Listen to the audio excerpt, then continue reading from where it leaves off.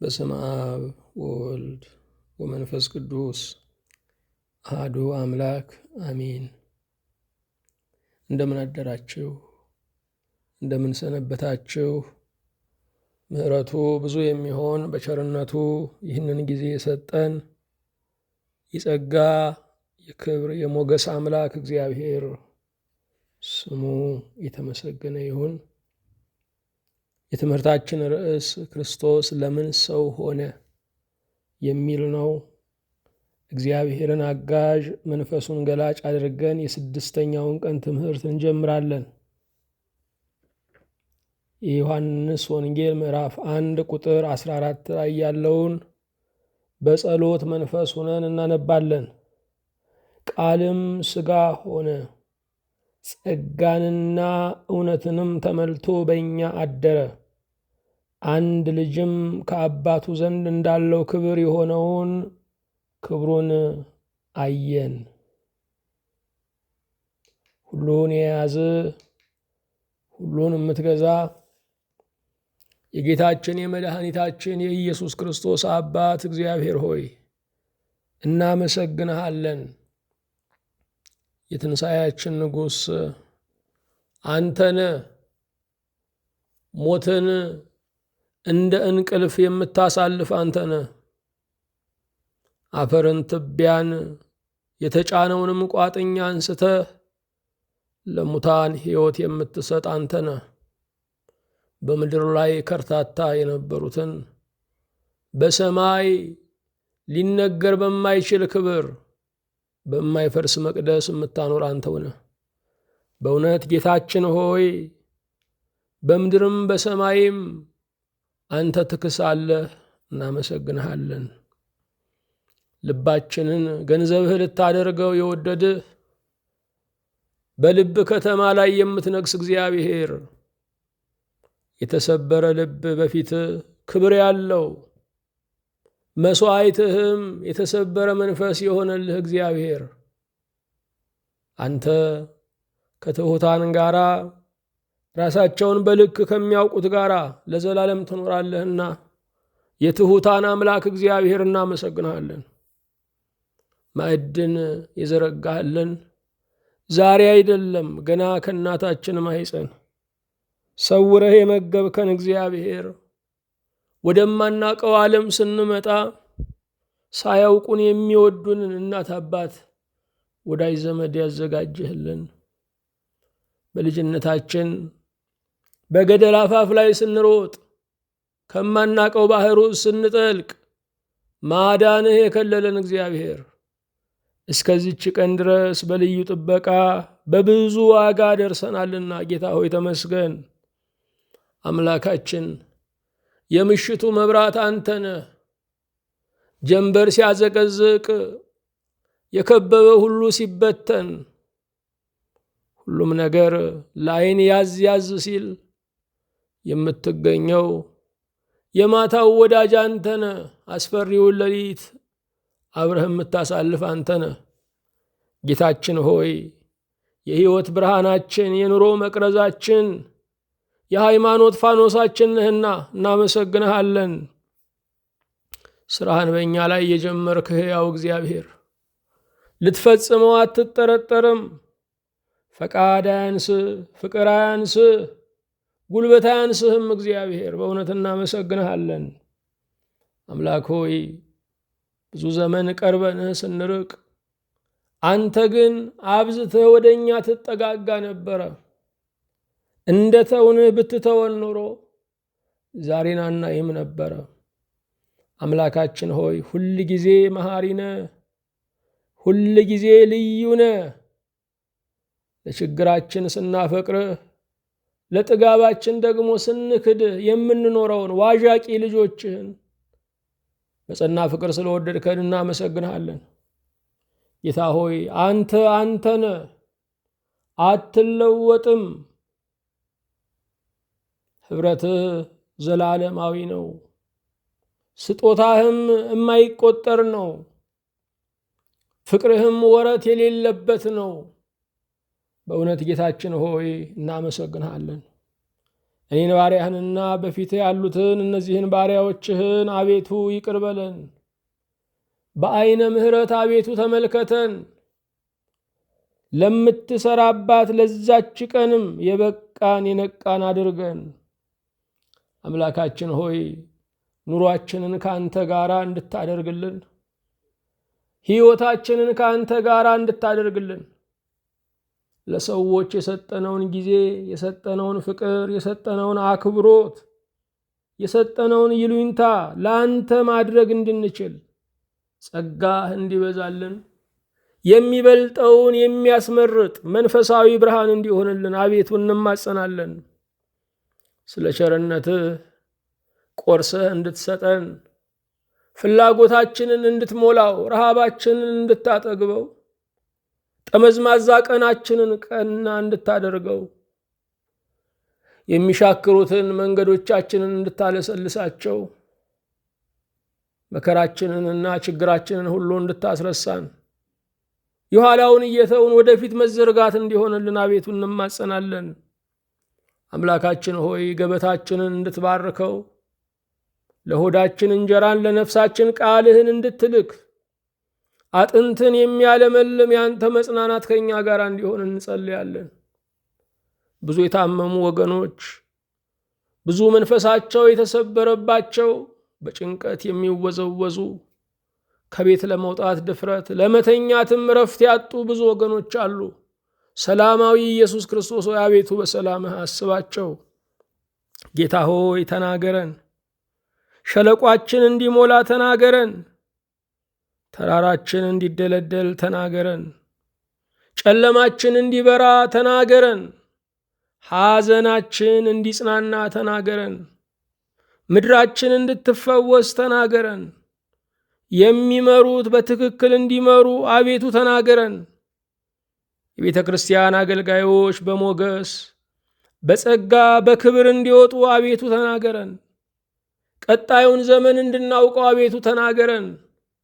የቀኑን ካርታ የሕይወትን ኮምፓስ እንድናገኘው ጌታ ሆይ ተናገረን። ይህንን ቃል የሚሰሙትን ወንዶች ሴቶች ባሪያዎችህን ሁሉ ሕይወታቸውን፣ ኑሯቸውን፣ ትዳራቸውን፣ ተግባራቸውን፣ ራእያቸውን የእነርሱ የሆነውን ሁሉ አቤቱ ባርክ።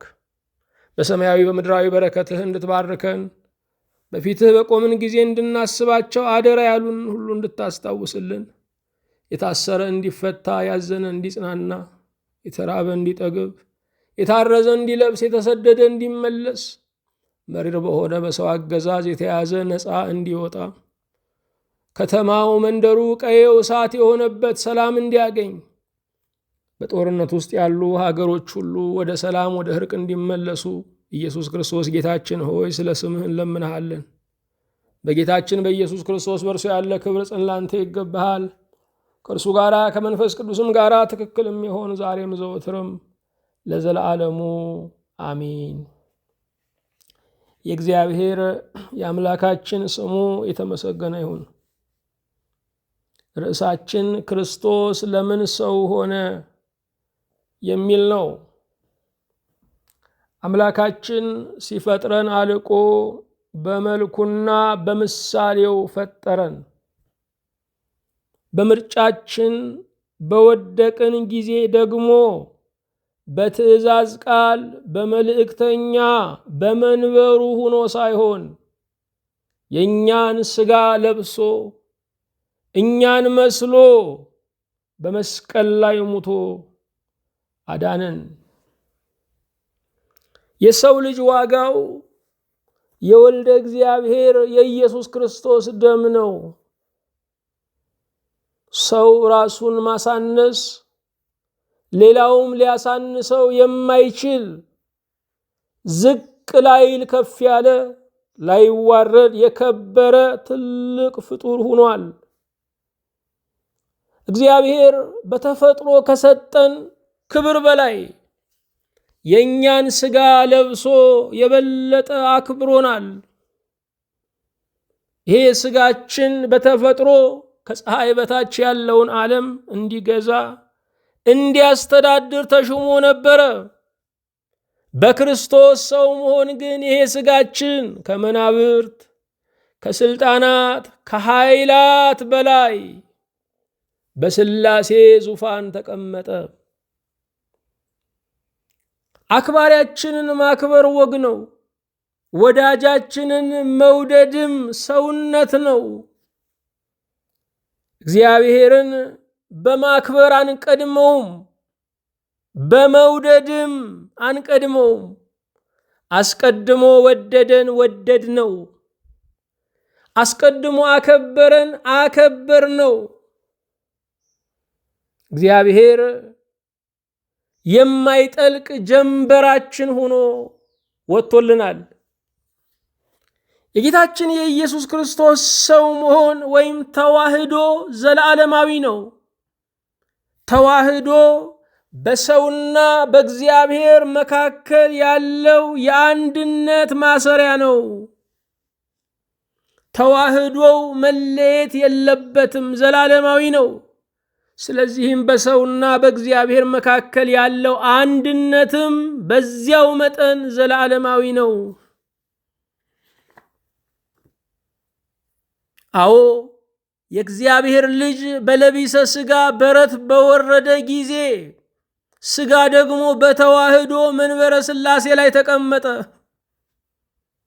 በተዋህዶ ሁሉም ያለውን ያዋጣል። ስለዚህም መለኮት ክብሩን፣ ሕያውነቱን፣ ቀዳማዊ ወደ ሐራዊ መሆኑን ለሥጋ ሰጠ። ሥጋም ደግሞ ሕማምን፣ መከራን፣ ሞትን ለመለኮት ሰጠ። መለኮት በሥጋ ታመመ፣ ሥጋ በመለኮት ከበረ። ተዋህዶ የምንለው ይህንን ነው። ከእግዚአብሔር ጋር ስንዋሃድ የእግዚአብሔርን ክብር እናገኛለን። የማንችለው በእግዚአብሔር ሁሉን ቻይ እንሆናለን። ለሚያምን ሁሉ ይቻለዋል ተብሎ እንደተነገረ ለሚያምን ሁሉ የሚቻለው ከእግዚአብሔር ጋር ኅብረት ስላለው ነው። ማመን ማለት ከእግዚአብሔር ጋር መዋሃድ ማለት ነው። ኢየሱስ ክርስቶስ ጌታችን በእኛ ሥጋ የሚዳሰስ የሚጨበጥ ሆኖ በዚህ ዓለም ላይ ተገለጠ። ያ ቃል ሥጋ ሆነ። ዛሬም ረቂቅ የሆነው የምንሰማው የእግዚአብሔር ቃል በእኛ ሕይወት ላይ ተዋህዶ ሊገለጥ ይፈልጋል። እግዚአብሔር በእኛ ተዋህዶ ለዓለም ሊታይ ይፈልጋል። እግዚአብሔር በእኛ ላይ አድሮ ሰዎችን ማነጋገር፣ የወደቁትን ማንሳት ይፈልጋል። ጌታችን ኢየሱስ ክርስቶስ ለምን ሰው ሆነ? 20 ምክንያቶችን ጠቅሰናል። ዛሬ 21ኛውን ነው የምናየው። ሥጋችን ድል ማድረግ እንዲለምድ ክርስቶስ ሰው ሆነ። ይህ ሥጋችን ከአዳም ጊዜ አንስቶ የውድቀት እንጂ የከፍታ ታሪክ አጥቶ ነበረ። ሰው ከአፈር የተሰራ ቢያጥቡት የማይጠራ እንዲሉ አፈር ቀኑን በሙሉ ሲያጥቡት ቢውሉ እንደማይነጻ ሥጋችንም ለመንጻት ተስፋ ቆርጦ ይኖር ነበረ። ሰይጣንም የሰውን ልጅ በመጣሉ ሥጋንም የፍትወት ባሪያ በማድረጉ ይደሰት ነበረ። ሥጋችን ለዘመናት ድል ናፍቆት ይኖር ነበረ። የሚወደውን ትቶ የማይወደውን ያደርግ ነበረ። ኃጢአትን እስኪሰራ ድረስ ሐሰተኛ መሻት በውስጡ ይነቃቃል። ባደረገበት ቅጽበት ደግሞ በጸጸት ይቀጣል። ይሄ ሥጋችን ድሌ መቼ ነው እያለ ያነባ ነበረ። ጌታችን ኢየሱስ ክርስቶስ ሰው የሆነው ሥጋችን ድል ማድረግን እንዲለምድ ነው። አዎ የሰው ልጅ ለጽድቁ እግዚአብሔር እንዳስፈለገው ለቅድስናውም እግዚአብሔር ያስፈልገዋል። የሰው ልጅ በራሱ ያልተጀመረችን ሕይወት ይዟልና በራሱ ሊያስቀጥላት አይችልም። ይልቁንም ኃጢአትን ለመስራት ረዳት የማይፈልገው የሰው ልጅ ለመዳን ግን ረዳት ይፈልጋል። ለመቀደስ ግን አጋዥ ይፈልጋል። የሚያድነው ክርስቶስ፣ የሚቀድሰው መንፈስ ቅዱስ ነው። እግዚአብሔር የሰውን ድህነትና የሰውን ቅድስና በራሱ እጅ አድርጎታል። ስለዚህም ሲኦልን ሰብረን የምንወጣው በእግዚአብሔር ነው። እግዚአብሔርን ለመምሰልም ዕለት ዕለት የምናድገው በመንፈስ ቅዱስ ነው። ሥጋችን ድል ማድረግ እንዲለምድ ክርስቶስ ሰው ሆነ። ገዳመ ቆሮንቶስን እናስታውሳለን። ጌታችን ኢየሱስ ክርስቶስ 40 ቀንና 40 ሌሊት የጾመበት የጸለየበት ስፍራ ነው። እርሱ ይህ የሚያስፈልገው ሆኖ አይደለም። ነገር ግን ድልን ሊያወርሰን ይህንን አደረገ። አዳም በለምለሙ ስፍራ ሁሉ ባለበት ቦታ በገነት ያላለፈውን ፈተና ምንም በሌለበት በደረቁ በገዳመ ቆሮንቶስ ጌታችን ኢየሱስ ክርስቶስ ፈተናውን ድል ነሳ። ጌታችን ኢየሱስ ክርስቶስ የተፈተነባቸው ፈተናዎች ስስት፣ ትዕቢትና ፍቅረ ነዋይ አዳም በገነት የወደቀባቸው ኃጢአቶች ናቸው። የአዳምን ሥጋ ለብሶ እነዚህን አርእስተ ኃጣውእ የኃጢአት ራሶች፣ የኃጢአት ርዕሶች ድል አደረጋቸው። ስለዚህ ሰይጣን ከሰው ወገን እኔን ያሸነፈኝ ፈቃዴን ያልፈጸመ ማንም የለም ማለት አይችልም። ጌታችን ኢየሱስ ክርስቶስ ዳግማዊ አዳም ሆኖ በመምጣት የእኛን ሥጋ በመልበስ ድሉን ድላችን አደረገልን። የኛ ወገን ሆኗልና ድሉን የኛ ብለን ለመጥራት መንፈሳዊ፣ አእምሮአዊ፣ ስነ ልቡናዊ መብት አለን። እኛን ወክሎ በሩቅ ሀገር ላይ የሚሮጠው ሯጭ ሲያሸንፍ አሸነፍን ነው የምንለው። አሸነፍን ስንልም ምንም ቅር አይለንም። በእኛ ሥጋ ጌታችን ድል አድርጓልና ድሉ የሰው ልጆች ዝማሬ፣ የሰው ልጆች የምርኳቸው ምስጢር ነው። አምላካችን ሲጸነስ ጽንስን ቀደሰ። ሲጠመቅም የሰውን ዕዳ ደመሰሰ። ሲያስተምርም በመዋዕለ ስብከቱ ዲያብሎስ በሰው ልጅ ላይ የዘረጋውን የድንቁርና ጨለማ ገፈፈ። በተአምራቱም የታሰሩትን ፈታ። ምስጋና ርቋቸው ለነበሩት ምስጋናና ምስክርነትን ሰጠ። በሞቱም ሞታችንን አሸነፈልን። እሾህ በእሾህ እንዲነቀል ሞትን በሞቱ ነቀለልን። እኛንም ሕያዋን ሰራዊት አደረገን። አዳም ቢሞት ሞተን ቀረን። የሕይወት ራስ የሆነው ክርስቶስ ቢሞት ግን ሕይወትን አገኘን። አዎ በርባን ይፈታ፣ ኢየሱስ ይሰቀል ያሉ እነዚያ የዓርብ ጠላቶች ዛሬ ግን እናመሰግናቸዋለን። በርባን ቢሰቀል ኖሮ እንኳን እኛን ራሱን ማዳን አይችልም ነበረ። ክርስቶስ በመሰቀሉ ግን ዓለም ዳነ። የክርስቶስን መስቀል ስናስብ፣ ሕማሙንና መከራውን ስናዘክር በአንድ ዓይናችን እያለቀስን በአንድ ዓይናችን እየሳቅን ነው። አዎ ጌታችን ሥጋችን ድል ማድረግን እንዲለምድ ሰው ሆነ። 22ኛ ክርስቶስ ለምን ሰው ሆነ? በአምላክነቱ ጠላትን ድል ቢነሳ አይደንቅም። ስለዚህ ሥጋ ለብሶ መጣ።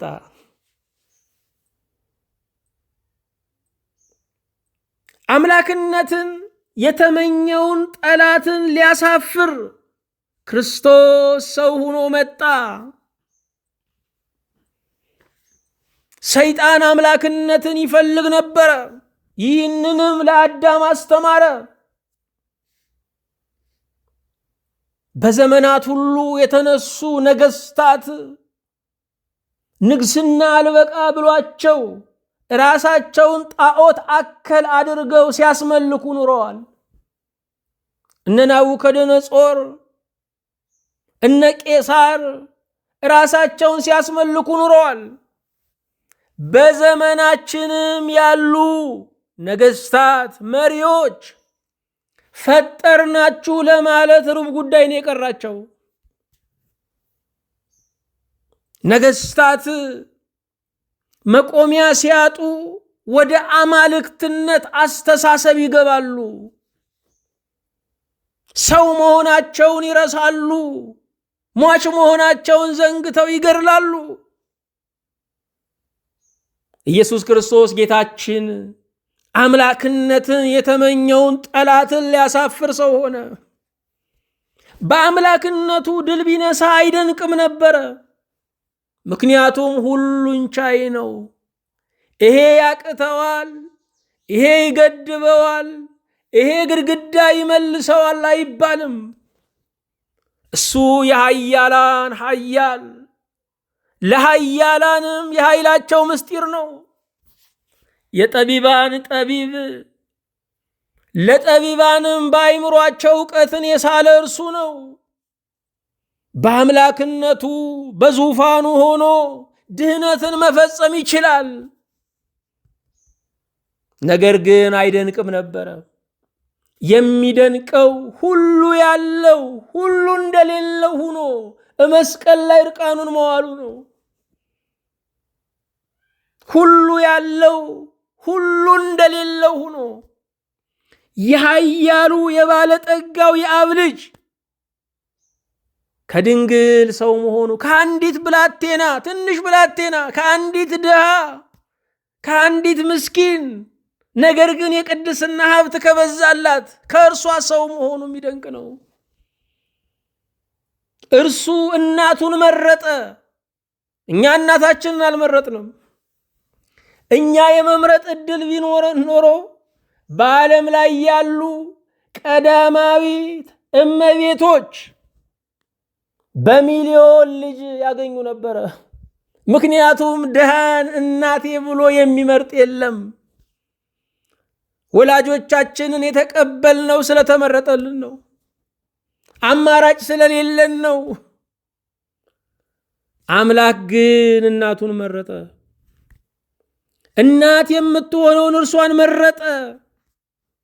ሲመርጥም ደግሞ ቅድስና ሀብት የሆናትን የምድር ጥሪት ግን ምንም የሌላትን አንዲት ድሃ መረጠ። ከዚህ የምንረዳው ምንድን ነው? ወላጅ የሚወደደው ባለጠጋ ድሃ ስለሆነ አይደለም። እግዚአብሔር አባትነትን እናትነትን ስላካፈለው ነው። እውነተኛው አባት እውነተኛው እናት ሥላሴ ነው። የሰው ልጅ እናት አባት ሞተብኝ ብሎ ያለማቋረጥ እንዲያዝን አልተፈቀደም። ምክንያቱም እውነተኛው እናትና አባት፣ የማይሞተው አባትና እናት ሥላሴ ነው።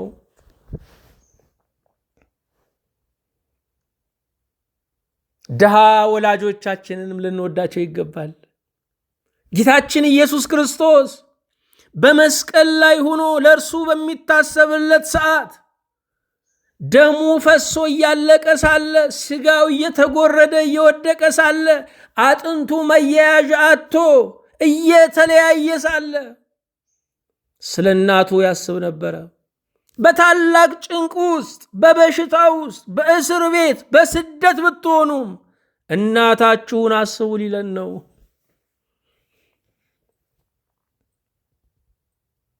ያለ ክርስትና መንፈሳዊም ሰውም መሆን አንችልም። የወለዱንን ማሰብ፣ ለወለዱን ማዘን፣ መራራት፣ ሰውነትም መንፈሳዊነትም ይሄ መልክዓ ኢየሱስ ነው። የኢየሱስ መልክ ነው።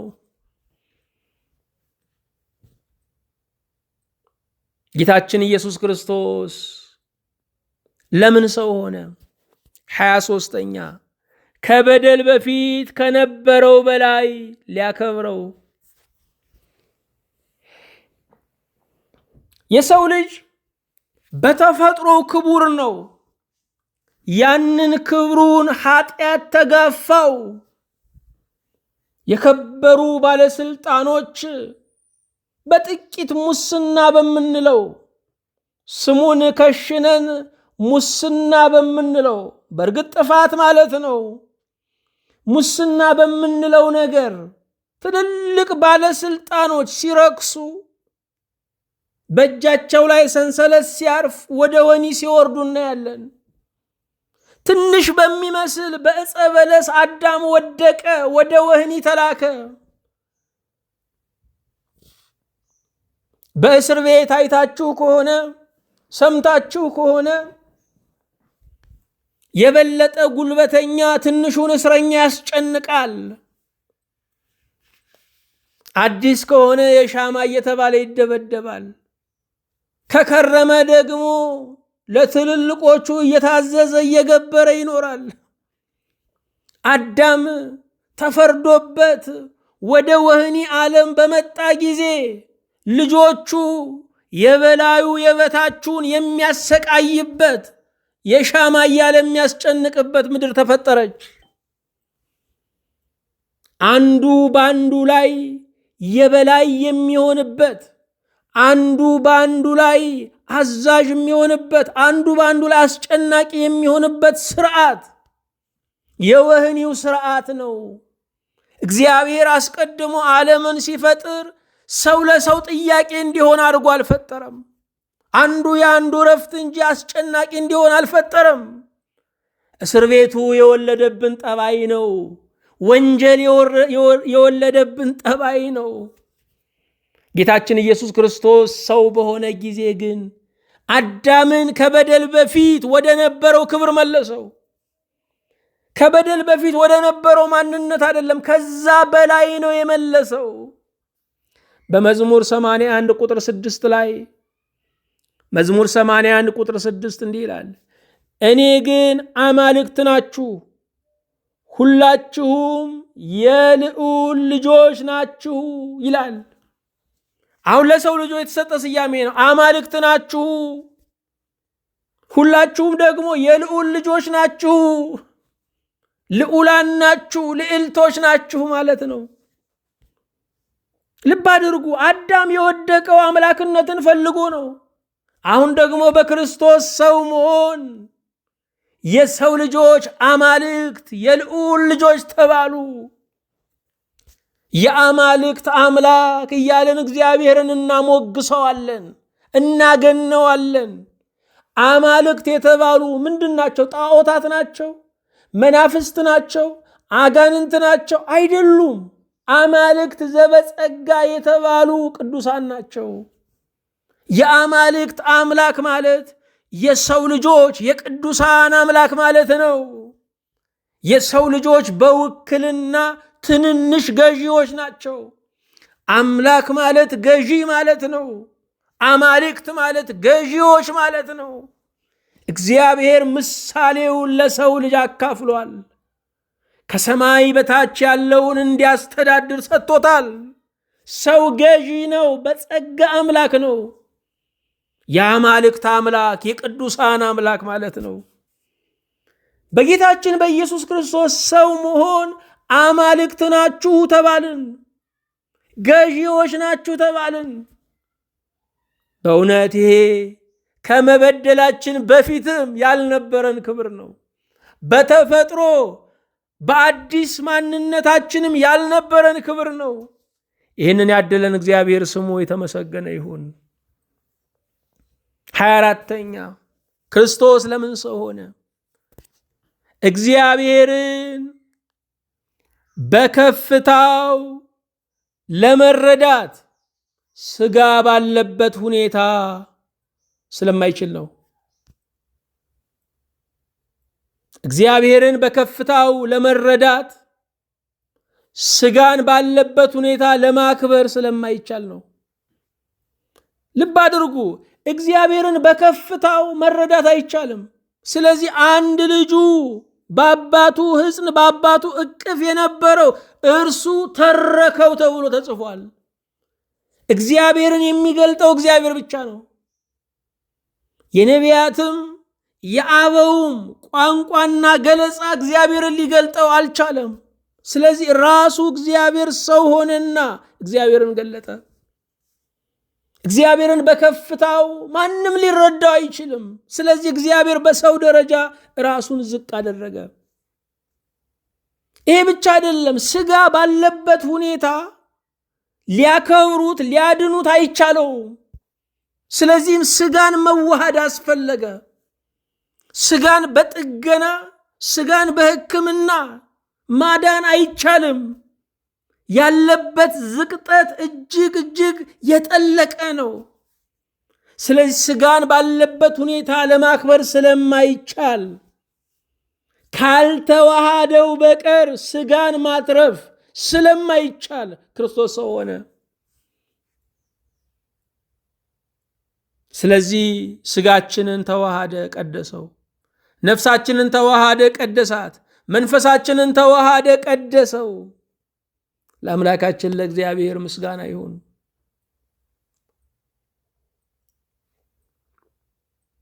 ሰው የሞቱ ነገሥታት የአፄ ቴዎድሮስ፣ የአፄ ዮሐንስ፣ የአፄ ምኒልክ፣ የአፄ ኃይለ ሥላሴ ዘር አለኝ ዝምድና አለኝ እያለ ይደሰታል። ይሄ ሁሉ አልፏል። እነዚህ ሁሉ ሙተዋል። እኛ እኮ የሕያው ንጉሥ የእግዚአብሔር የሥጋ ዘመዶች ሁነናል። አዝማደ መንግሥት ሁነናል። በጣም ደስ ሊለን እግዚአብሔርን ልናከብር ይገባናል። ኩራት ሊለን ይገባል።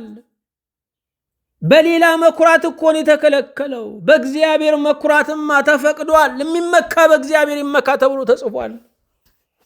ሰው በጉልበቱ፣ በኃይሉ፣ በቁመናው፣ በመልኩ፣ በጊዜው፣ በስልጣኑ በሰዎች እንዳይመካ የተከለከለው እግዚአብሔር ስለሚቀና አይደለም፣ እንዳናፍር ብሎ ነው።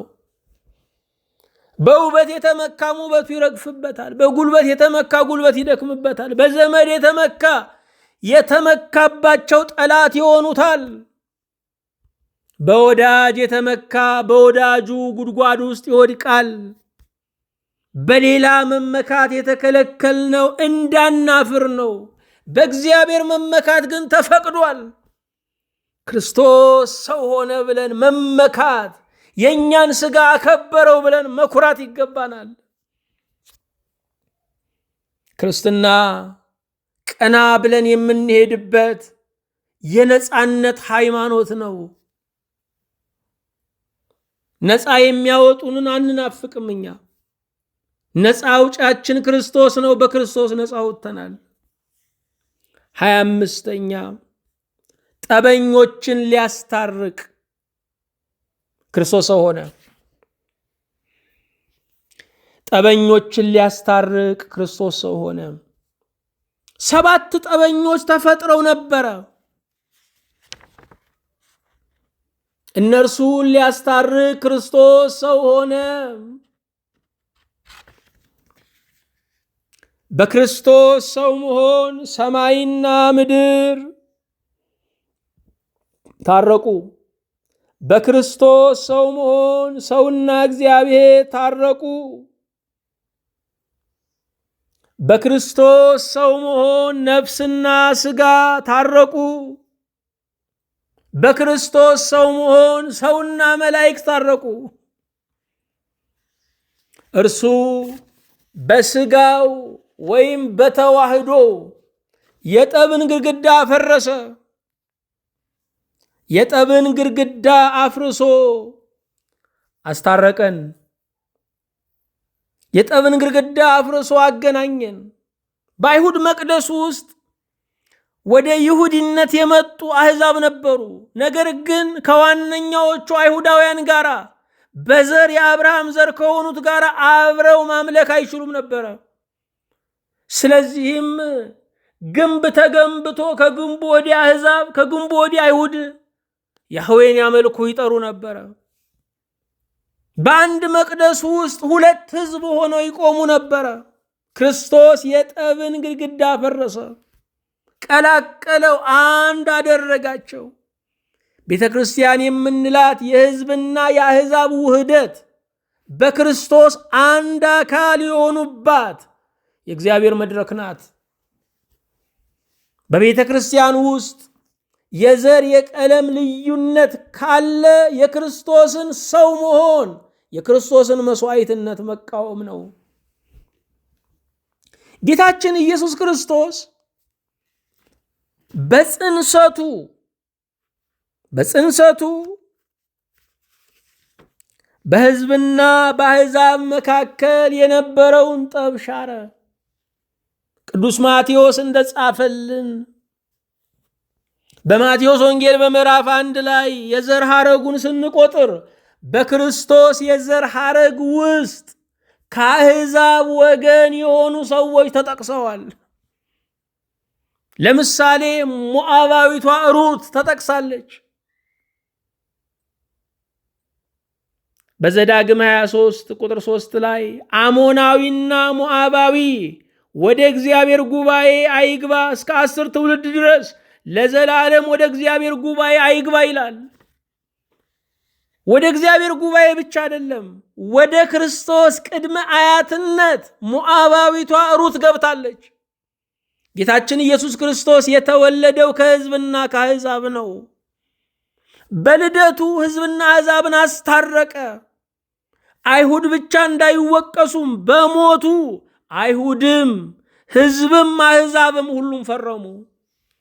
ሕዝብም አሕዛብም በክርስቶስ ሞት ላይ ተባበሩ። ሐናና ቀያፋ እንደፈረዱት ሁሉ ሄሮድስና ጲላጦስም ፈረዱበት።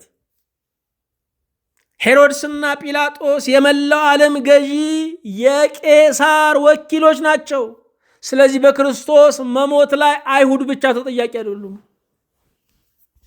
ሊያድነው የሚችለው ባለስልጣኑ ጲላጦስም ተጠያቂ ነው።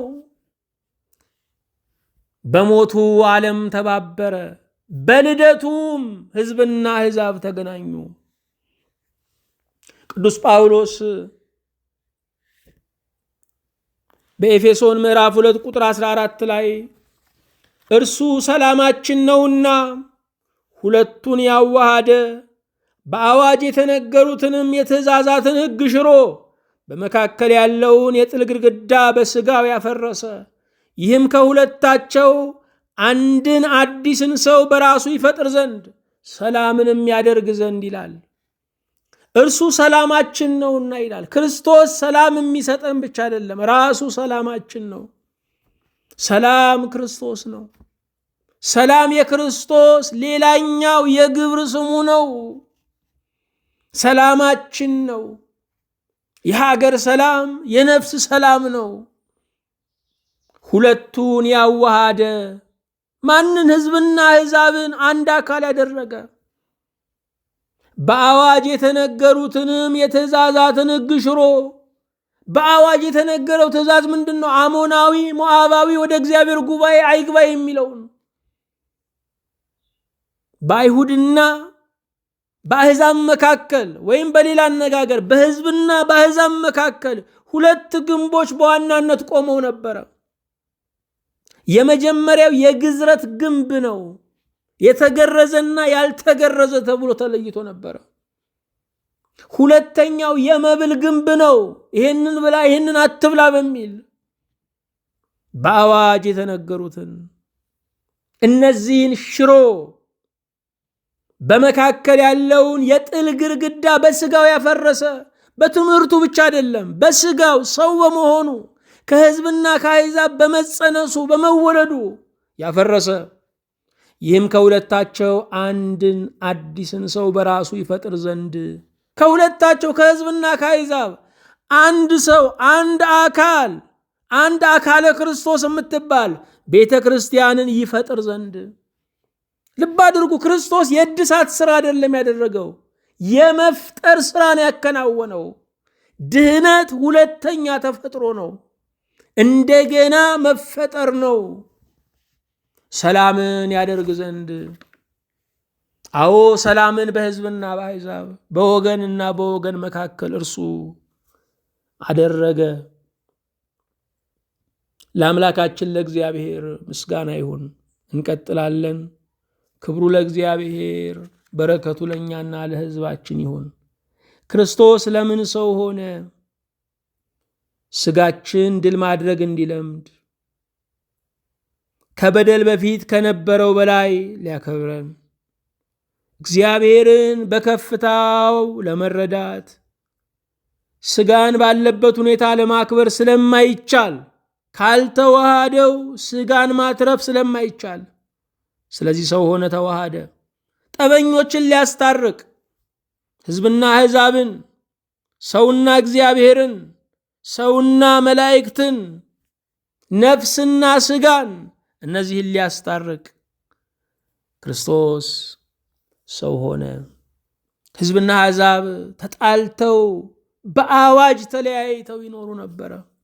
ነፍስና ስጋ ተጣልተው አንዱ ወደዚህ ሲሄድ አንዱ ወደዚያ ይሄድ ነበረ። አንዱ የሰው ማንነት ተከፍሎ ነበረ። ሰማይና ምድር ተጣልተው ነበረ። ሰማይ ሲጣላ አስቡት። ደመናው ናስ ይሆናል። የሚያረጥብ ነገር ይታጣል። ምድር ስትጣላ የምታበቅለው ነገር የለም። ሰማይና ምድርን አስታረቀ። ዛሬ ክረምት በጋ የምንለው የሰማይና የምድር መታረቅ ነው። ሲታረቁ በረከት ይሆናል፣ ሰላም ይሆናል። ክርስቶስ ያላስታረቀው አዳም ያላጣላው ነገር የለም። እርሱ የእርቃችን የሰላማችን መሰረት ነው። ዛሬም የተለያየው የተጣላው ለሞት የሚፈላለገው በክርስቶስ መገናኘት ይችላል። ድልድይ ያለ መገናኘት ይችላል። ሰላም አለ፣ ሰላም መሆን ይቻላል። ለአምላካችን ለእግዚአብሔር ምስጋና ይሁን። አቤቱ እናመሰግንሃለን። ቅዱስ ጌታችን ሆይ ልባዊ ምስጋና ላንተ እናቀርባለን። ስለሰጠህን ጊዜ በጎ ስለሆነው ስላንተ በረከትም አመስግነን አልቀን አክብረን በእውነት አንጨርስም። ጌታ ሆይ ተመስገን። ሰው ሆነ ስላዳንከን፣ ሰው ሆነ ስላከበርከን እናመሰግንሃለን። ይህንንም የሃይማኖታችንን መሰረት እናስተውል እንረዳው ዘንድ እባክህ አግዘን። በቸርነትህ ሰው በመሆን ምስጢር ለዓለም ሁሉ ሰላምን፣ እርቅን፣ ደህንነትን፣ ህብረትን፣ አንድነትን አቤቱ አድልልን። በቸርነትህ ሰላማዊ ዘመን እዘዝልን። ዓመቱንም ለአንተ ክብር የምንሮጥበት ለስምህ ምስጋና የምንቆምበት አድርግልን። በጌታችን በኢየሱስ ክርስቶስ በእርሱ ያለ ክብር ጽን ለአንተ ይገባሃል። ከእርሱ ጋራ ከመንፈስ ቅዱስም ጋራ ትክክልም ይሆን ዛሬም ዘወትርም ለዘላለሙ አሚን።